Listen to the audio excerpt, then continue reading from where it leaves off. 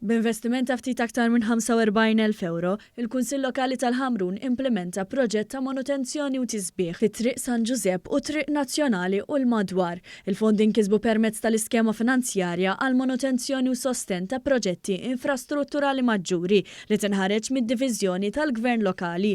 L-għanew lini ta' din l-iskema u li l-proġetti infrastrutturali maġġuri li jkunu twettqu mill-Gvern ċentrali fi snin preċedenti ikunu jistgħu jinżammu fi stat tajjeb, inkluż b'manutenzjoni. Dan il-proġett fil-Ħamrun kien jinkludi pavimentar ġdid, amara ta' triq, pjanti, waste bins u aluminium panels għal aktar aċċessibilità u sigurtà mal-kumplament tal-pont pedonali.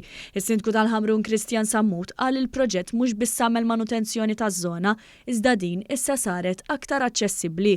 Huwa spjega li dan il-proġett seta' jsir biss permezz tal-fondi addizzjonali mill-iskema iffinanzjata mill-Gvern. Permezz ta' fondi miksuba aħna minna tisbieħ ta' din in-naħa id-daħla tal-Ħamrun fej ranġajna servizzi li kienu wkoll antiki u ranġajna wkoll l-art li kienet ukoll ftit li mhux aċċessibbli daqshekk. Għamilna wkoll tisbieħ kif konna għaddejjin bil-proġett u tajna naħseb jiena dejja aħjar tad-daħla tal-Ħamrun. Waqt żjara s-Segretarju Parlamentari għall-Gvern Lokali Alison Zarafa Civelli faħret lill-Kunsill tal-Ħamrun biex inkisbu l-fondi u għall-ħidma biex twettaq il-proġett. Permezz ta' skemi li joħorġu minn żmien għal żmien qegħdin jgħinu lill-Kunsilli Lokali jagħmlu dawn il-ħolm realtà.